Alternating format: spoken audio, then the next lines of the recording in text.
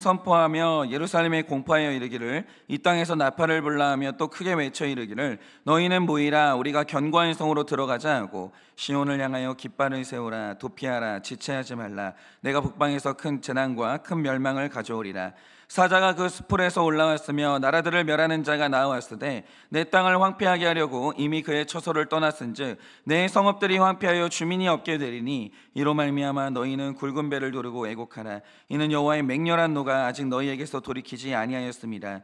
여호와의 말씀이니라. 그날의 왕과 지도자들은 낙심할 것이며 제사장들을 놀랄 것이며 선지자들은 깜짝 놀라리라. 내가 이르되 슬프도소이다. 주 여호와여 주께서 진실로 이 백성과 예루살렘을 크게 속이셨나이다.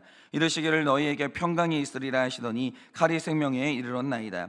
그때 이 백성과 예루살렘에 전할 자가 있어 뜨거운 바람이 광야에 있는 헐벗은 산에서 내 딸 백성에게 불어온다 하리라. 이는 키질하기 위함도 아니요 정결하게 하려 함도 아니요 이보다 더 강한 바람이 나를 위하여 오리니 이제 내가 그들에게 심판을 행할 것이라. 보라 그가 구름같이 올라오나니 그의 병거는 회오리바람 같고 그의 말들은 독수리보다 빠르도다. 우리에게 화 있도다. 우리는 멸망하도다 하리라. 예루살렘아 내 마음의 악을 씻어버리라. 그리하면 구원을 얻으리라. 내 악한 생각이 내 속에 얼마나 오래 머물겠느냐. 단에서 소리를 선포하며 에브라임 산에서 재앙을 공포하는도다. 너희는 여러 나라에 전하며 또 예루살렘에 알리기를 애워싸고 치는 자들이 먼 땅에서부터 와서 유다 성읍들을 향하여 소리를 지른다 하라. 그들이 밭을 지키는 자같이 예루살렘을 애워싸나니 이는 그가 나를 거역했기 때문이니라. 여호와의 말씀이라. 다 같이 읽겠습니다. 내 길과 행위가 이 일들을 부르게 하였나니 이는 내가 악함이라. 그 고통이 내 마음에 미치느니라. 아멘. 네, 오늘도 목사님 나오셔서 말씀 전하실 때 큰 은혜 받으시기 바랍니다.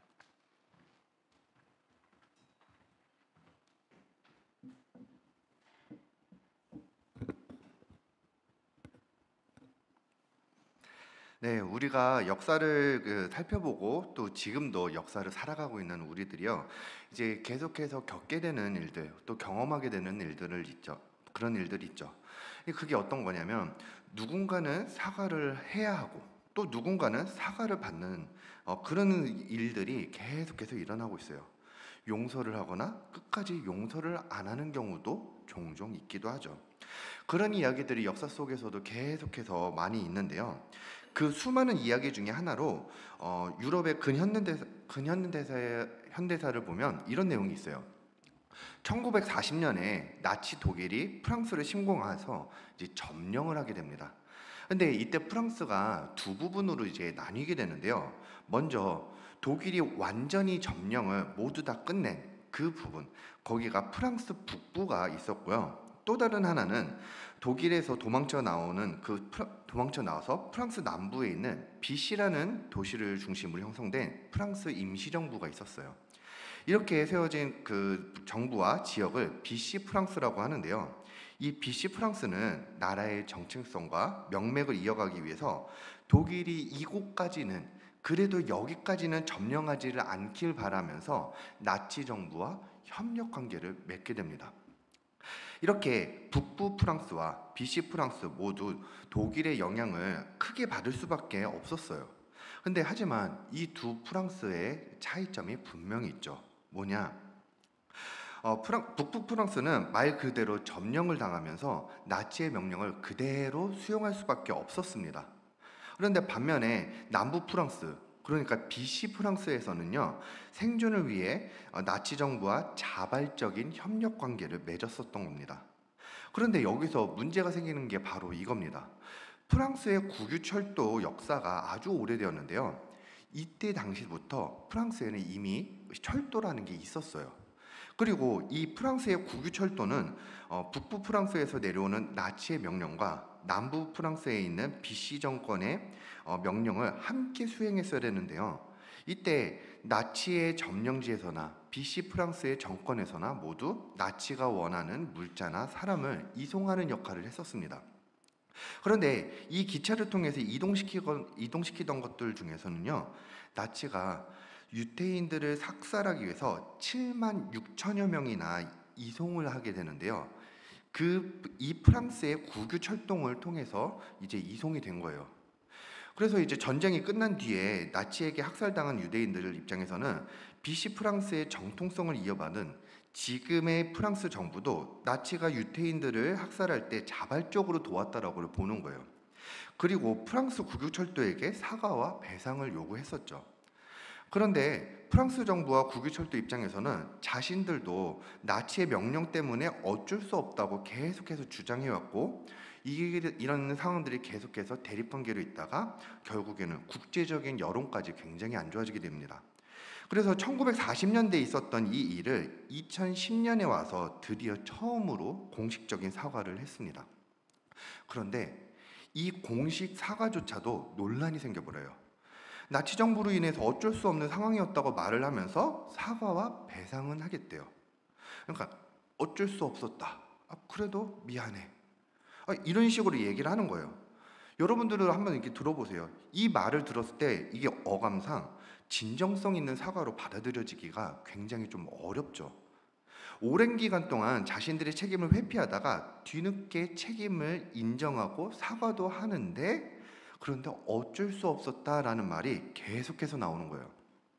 그리고 2014년에 들어서서 프랑스 국유철도에서 발표한 게 뭐냐, 자신들은 이미 사과도 했고 보상도 했다. 그러니까 이제부터는 추가적인 사과나 보상, 법적인 책임들은 일체 없다라고 완전히 못을 박아버립니다.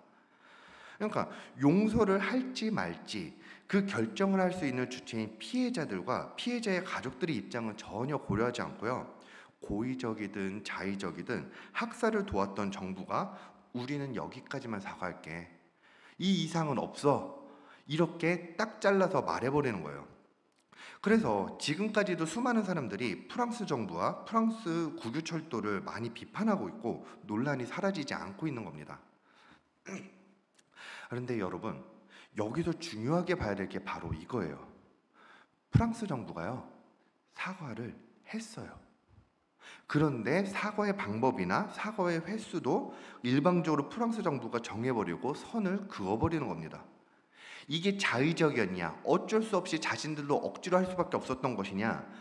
근데 이거를 보면서 더 중요하게 보아야 되는 것이 아니라, 이것들보다도 피해자들과 가족들에게 더 상처 주는 거는 사과는 하긴 하는데 어쩔 수 없었다는 내용을 계속해서 끝까지 말하는 거예요.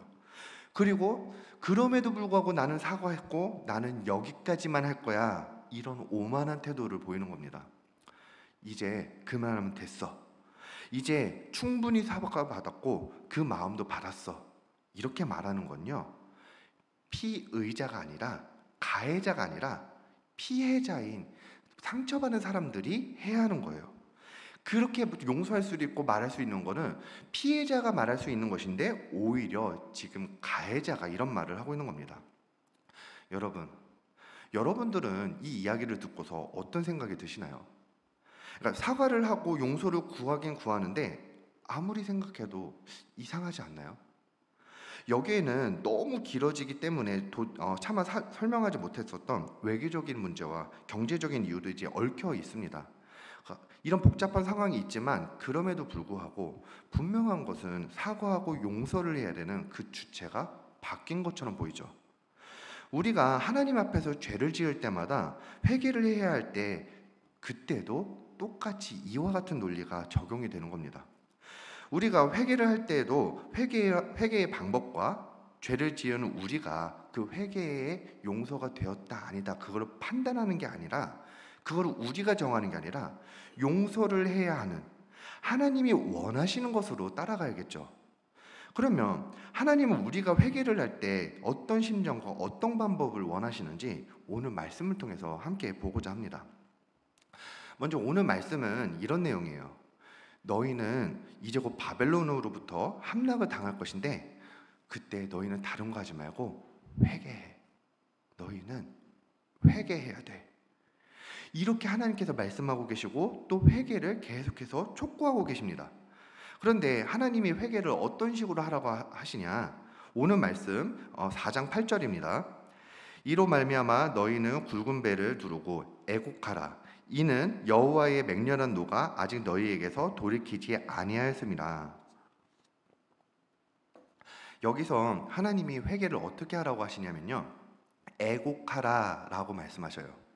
그런데 여기서 애곡하라 이 말의 뜻은요, 머리를 쥐어뜯다, 한탄하듯이 가슴을 치다, 이런 뜻을 가진 사파드라는 단어와 부르짖다라는 뜻을 가진 얄랄이라는 단어가 합쳐진 단어예요.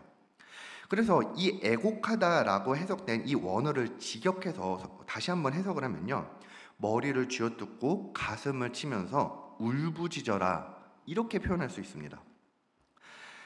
그러니까 회개를 해야 하는 타이밍이 왔어요, 이스라엘에게요. 내가 잘못했네? 나 회개되는구나. 이렇게 가볍게 생각하고 가벼운 마음으로 회개하는 그 언어만 쓰는 것이 아니라 그렇게 한 마디 툭 내뱉는 게 그게 회개가 아니라요, 나의 잘못을 부르짖고 머리를 쥐어뜯으면서 절절한 마음으로 자신의 잘못을 뉘우치라는 거예요. 이스라엘이요, 왜 이런 고난을 당했겠어요? 이스라엘이 왜 나라를 빼앗기고 바벨론에게 함락을 당하는 이런 고난이 찾아오겠어요? 아무 잘못도 없는데 그냥 당하는 게 아니겠죠.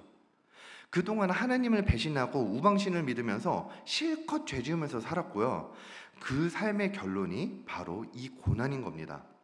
그리고 이제 이 예언의 말씀처럼 그 고난이, 하나님이 예비하신 그 고난이 이제 곧 들이닥치는 거예요.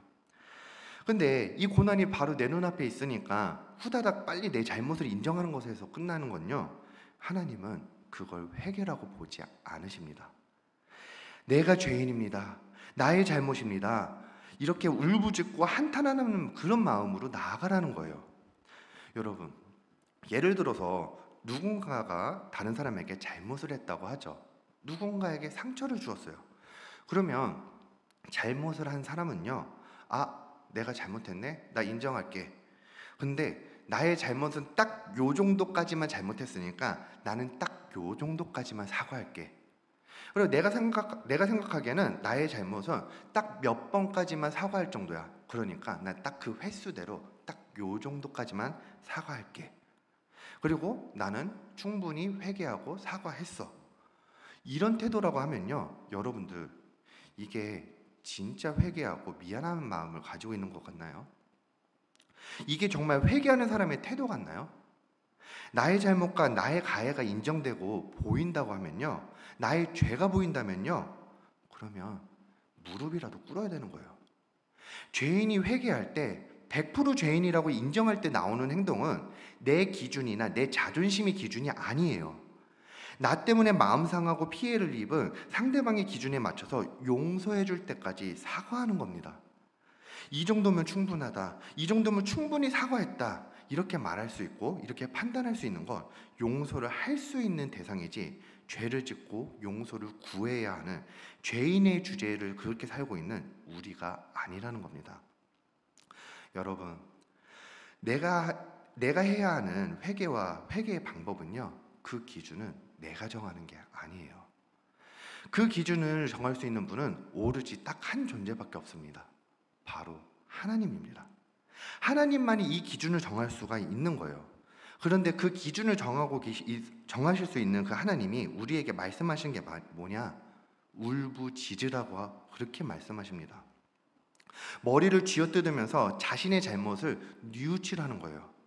우리가 회개를 할 때 이렇게까지 절절하게 회개를 하라는 이유가 뭡니까? 오늘 하나님께서 그 이유를 14절에서 말씀해 주시는데요, 14절 말씀을 함께 보겠습니다. 예루살렘아, 내 마음의 악을 씻어버리라. 그리하면 구원을 얻으리라. 내 악한 생각이 내 속에 얼마나 오래 머물겠느냐. 여러분은 오늘 큐티책을 보면요, 11절에서 14절 위에 이제 작은 소제목이 있습니다. 근데 그 소제목에 뭐라고 쓰여 있냐? 내 마음의 악을 씻어버리라, 이렇게 말씀을 하셔요. 그러니까 내가 이렇게까지 울부짖고 절절하게 회개를 해야 하는 이유가요, 바로 내 마음 안에 있는 욕심들과 죄악들을 완전히 씻어버리는 그 방법이 유일하게 이것뿐이기 때문이에요. 여러분, 매일 말씀 보시죠? 매일 큐티 하시죠? 그러면 여러분들은요, 매일 회개하시나요? 오늘 말씀을 보면서 내가 잘못했구나, 나 죄 고백해야 하는구나, 이렇게 가벼운 마음으로 생각하고 그렇게 짧은 기도로 하나로 끝내버리면서 그렇게 가볍게 하루하루를 살아가고 있지는 않나요? 그러면요, 그게 회개가 맞나요? 울부짖으면서 내 죄를 한탄하는 그 회개가 있나요? 하나님은 울부짖으면서 뉘우치는 것을 회개라고 하는데, 여러분은 하나님이 세우신 그 회개의 기준을 채우고 계시나요? 여러분, 우리의 죄를 씻는 게요, 절대로 가벼운 마음으로 할 수 있는 게 아니에요. 만약에 우리의 죄가 가볍고 우리가 구원에 이르는 게 쉬운 일이었었다고 하면요, 예수님이 그렇게까지 고통받으면서 십자가에 죽으셨어야 하는 그 필요성이 없어지는 거예요. 제가 아침부터 이런 표현을 해가지고 죄송합니다만은 이거만큼 더 적당한 표현이 없는 것 같아요. 예수님이 우리를 위해서 죽으셨죠. 근데 그냥 죽으신 게 아니라요, 말 그대로 찢어 발기면서까지 고문받다가 죽으셨어요. 왜요? 그만큼 우리의 죄가 그만큼 절대로 가볍지 않기 때문이에요. 우리가 흔히 십자가를 생각할 때는요, 손바닥에 못을 박는다고 생각을 하잖아요. 그런데 사람의 몸을 나무에다가 못을 박아가지고 걸어두고 있는데, 이 손바닥에다가 못을 박으면요, 사람의 몸무게를 지탱하지 못하고 손이 찢어지면서 사람이 바닥으로 떨어집니다. 그러면 실제로는 어떻게 그 십자가에 못을 박았었냐? 손목에 있는 뼈를 뚫고서 십자가에다가 못을 박는데, 그게 뼈와 같이 지탱이 되도록 살뿐만이 아니라 그 뼈까지 함께 뚫어버리고 나무에다가 같이 박아버리는 겁니다. 그것도 살아있는 사람한테요. 이렇게 못을 박는 것이 바로 십자가 처형이에요. 너무 잔인하죠. 죽도록 아파 보여요. 그런데 예수님이 이렇게까지 고통받았어야 하는 그 이유가 뭐예요? 우리의 죄가 그만큼 절대로 가볍지가 않기 때문입니다. 우리의 구원이 그만큼 절대로 가볍지 않기 때문이에요.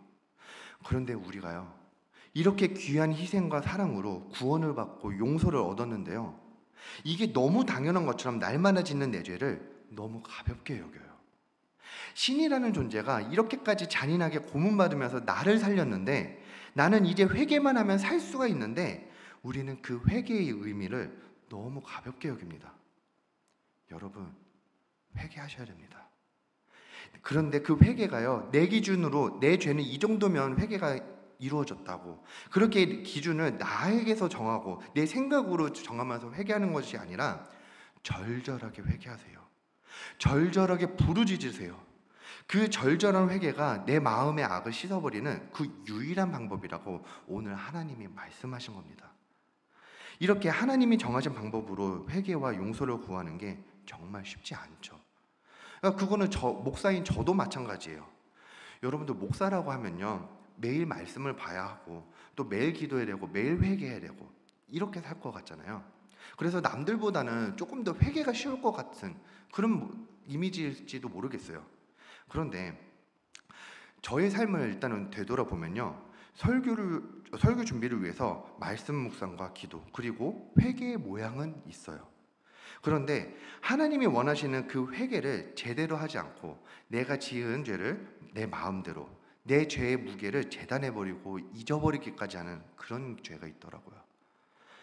하나님은 제가 지은 죄를 절절하게 회개하고 뉘우치길 원하시는데, 저는 정말 큰 죄를 짓고도 내가 잘못했지, 맞아, 그래, 잘못한 건 맞아, 이렇게 가볍게 생각하고 넘어가던 저의 죄를 이제 생각나게 하시는데요. 제가 중고등학교 시절의 이야기입니다. 제가 한일교회에서도 제가 간증으로 여러분들에게 이제 나눴던 적이 있었지만, 저는 학교 폭력의 피해자였었어요. 지금도 뉴스나 드라마를 보면 여러 가지 괴롭힘과 다양한 폭력들이 나오는데, 약간의 방법이나 종류만 다를 뿐 저도 뉴스나 드라마에서 나온 그 폭력들을 거의 다 당해본 것 같아요. 그런데 이렇게 괴로운 시간들이 지나다 보니 어느샌가 저에게 병이 하나 생기게 되었는데요, 그게 바로 우울증이었었습니다. 그런데 이 우울증이 아무리 약을 먹고 치료를 받아도 이제 잘 나아지지 않고 날마다 점점 심해지는 거예요. 그러다가 이제 제가 정말 큰 잘못을 하나 저지르게 되었는데요. 이거는 저희 가족 안에서도 저와 저희 어머니만 알고 있었던 사건이고 다른 가족 구성원들은 전혀 모르던 내용인데요. 이른 아침부터 너무 자세한 이야기를 말씀드리기는 조심스러운 부분들이 있어서 중요한 부분들, 내용들만 바로 말씀을 드리겠습니다. 우울증이 점점 심해지던 어느 날 이제 여러 가지 일들을 그날도 겪게 되었었고, 저도 이제 욱하는 마음에 말 그대로 이제 자살 시도를 했었습니다. 매일매일 우울증으로 자살 충동에 시달리다가 이게 기회다 싶어서 욱하는 마음으로 이제 칼을 이제 몸에다가 대었었어요.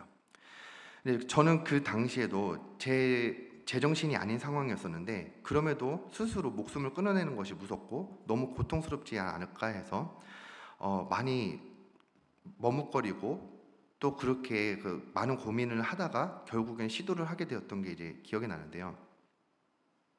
지금도 제 팔등에는 그때의 상처가 있습니다.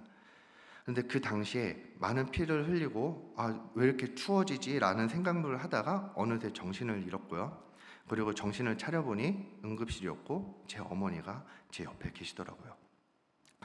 그런데 제 어머니가요, 어떤 분이시냐면 이제 일단은 어머니를 표현을 할 때 어떻게 해야 되냐 이렇게 여러 가지 생각을 했었는데, 일단 많은 분들이 어머니를 보면서 한결같이 말씀하신 게 눈물이 엄청 많으신 분이에요. 예를 들어서 TV를 보다가 조금이라도 슬픈 장면이 나온다? 그러면 어김없이 어머니도 똑같이 눈물을 흘리고 계시고요. 주변에 누군가가 힘든 일이 생긴다? 그러면 어머니는 언제나 힘들어하는 그 사람의 마음을 절절하게 함께 공감하면서 또 같이 눈물을 흘리셔요. 그러니까 놀라는 것도 잘 놀라고 징그럽거나 무서운 것도 잘 못 보고 또 눈물도 엄청 많으신 분인데, 제가 응급실에 실려갔을 때 봤던 그 어머니는 제가 평소에 알고 있던 어머니와 많이 달라 보였었어요. 그리고 제가 알고 있는 어머니는 자기 아들이 이런 모습으로 응급실에 누워서 그렇게 있는 것을 보잖아요. 그러면 자연스럽게도 대성통곡을 하셨을 것 같은데, 근데 그 당시에 제가 제 스스로의 상처를 보기에도 너무 징그럽고 피가 계속해서 쏟아지는데, 그때 어머니의 모습은 어땠냐?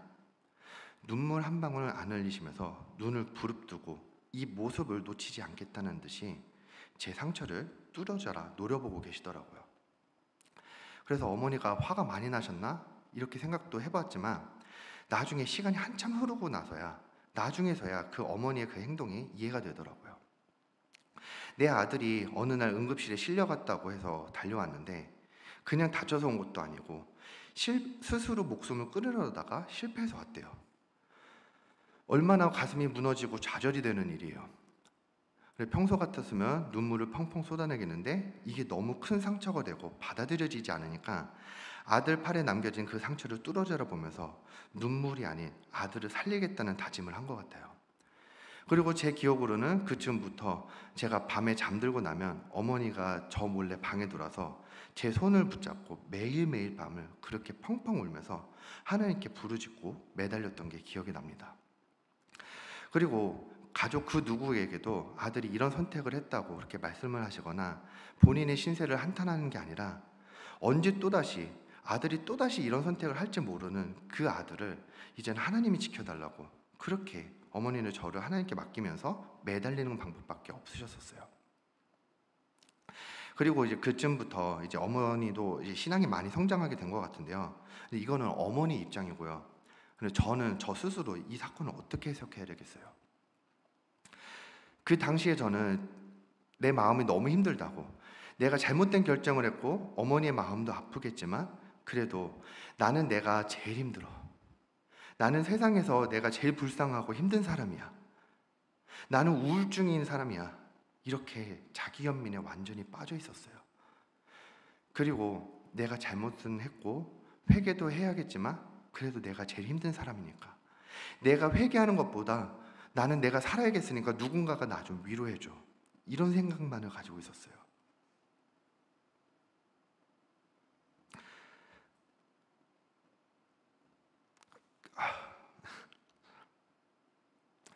그리고 이제 시간이 흘러서 이제 저는 목사가 되었습니다. 그때 이런 죄를 짓고 제대로 된 회개를 하지도 않고요. 그 이후에 목사가 돼서 이제 제가 하는 입 밖으로 내뱉는 말들 무엇이냐? 이제 저는 말씀을 전하고 사람을 살리기 위해 양육을 해야 되는 사람이라서요. 날마다 회개를 해야 한다고 제 입으로 말을 해요. 날마다 사람을 살리기 위해서 생명 대신 이 말씀에 의지해야 된다고 그렇게 외치는데요.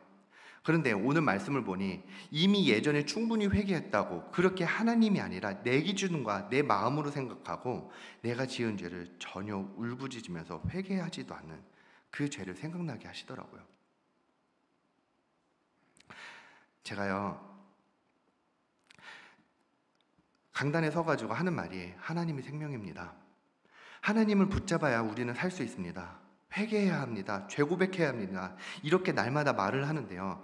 그런데 제 과거를 보면 하나님의 생명 주권을 무시하고 저 스스로 목숨을 끊으려고 했었고, 어머니 마음에 씻을 수 없는 그 상처를 주었었어요. 그래놓고 세상 그 누구보다도 가장 마음 힘든 사람이 바로 나라고 생각하면서 자기 연민에 빠져서 회개를 하지도 않았었어요. 반성을 했지 회개를 한 적이 없더라고요. 그런데 시간이 흘러서 이렇게 회개를 하지도 않고 내 마음대로 나는 힘든 사람이니까 이해받아야 돼, 이렇게 내 기준으로 살다가 이제 목사가 되었다고 생명 되신 하나님, 생명 되신 말씀을 붙들라고 그 외치면서 그렇게 말하고 있는 게요, 정작 나에게 주어진 그 생명을 끝내려고 했던 나의 과거의 죄는 전혀 생각지도 않고 회개도 안 했던 그게 바로 저였던 거예요. 여러분들, 이게 얼마나 가증스러운 일일까요? 오늘 이 말씀을 묵상하면서 다시 한번 과거에 있었던 일들을, 나에게 어떤 죄를 내가 회개하지 못했나 고민하고 떠올리는데요, 하나님이 이걸 생각나게 해주시더라고요. 지금 생명이 너무나도 중요하다고, 하나님의 말씀이 생명이니까 우리는 하나님께 나아가야 된다고 그렇게 외치고 있는 제가요, 정작 어머니에게 씻을 수 없는 상처와 충격으로 차마 눈물조차도 안 나오는 그 상처를 주고서, 그리고 사람들에게는 말씀을 붙들라고 생명이 이곳에 있다고 그렇게 말을 하고서, 그리고 그런 이야기를 이제 제가 하고 있는 거예요. 그런데 정작 그 당시에는 저는 회개를 하지 않았어요. 나는 이미 힘드니까, 이미 벌받고 있으니까 회개할 필요가 없다, 그렇게 내 기준으로, 하나님의 기준으로 회개하는 것이 아니라 나의 마음과 내 생각으로만 재단을 했었습니다. 여러분들은 혹시 어떤 죄를 짓고 계시나요? 여러분들이 놓치고, 예전에 내가 이런 죄를 지었었는데 제대로 회개하지 않고, 난 이 정도면 됐지, 이 정도로 내가 사과하면 됐지 하고 그렇게 넘어가는 그 잘못된 회개, 그건 무엇이 있나요? 하나님이 정해주시는 부르짖고 울부짖으라, 머리를 쥐어뜯으면서 뉘우치고 반성하라는 그 기준에 합당한 그 회개를 놓치신 것들이 있지는 않나요? 여러분들, 만약에 회개 기준을 내가 정하고 내 생각이 회개 기준이 되면요, 그 어느 것도 나의 죄악을 해결할 수가 없습니다. 내 기준과 내 생각에는 이 정도면 됐다라고 생각하면서 그렇게 나아가면요, 우리는 절대로 내 마음 안에 있는 죄악들을 씻어버릴 수가 없습니다. 여러분들은 지금 떠오르시는 여러분들의 죄가 무엇일까요? 그리고 하나님이 여러분들에게 원하시는 그 회개가 무엇이 있나요? 오늘 하나님께 나아가시길 바랍니다. 그래서 오늘 하나님 앞에 나아가면 나의 죄를 고백할 때는요, 내 기준으로 회개하고 내 기준으로 생각하면서 이 정도면 되었다 회개하는 것이 아니라 하나님 기준에 맞추면서 울부짖으며 회개하시길 바랍니다. 여러분은 날마다 큐티하면서 어떤 죄를 발견하시나요? 나의 죄를 발견하셨나요? 그러면 하나님께 울부짖으세요. 하나님이 주신 배우자와 가정을 향해서 내 상처로, 내 죄로 인해서 내 배우자와 내 가정에게 상처를 주었나요? 그런데 회개하고 사과했는데도 나를 용서 안 하고 아직도 나의 잘못을 생색으로 내는 사람들이 있나요? 그러면 가슴을 치면서 한탄하고 또 용서를 구하세요. 그렇게 머리를 쥐어뜯고 가슴을 치고 부르짖으며 회개하는 게 내 마음의 악을 씻기 위한 유일한 방법인 겁니다. 이렇게 내 기준이 아니라 하나님의 기준으로 회개하며 나아가시는 여러분들 되시길 주님의 이름으로 축복합니다. 기도하고 축도함으로 예배를 마칩니다.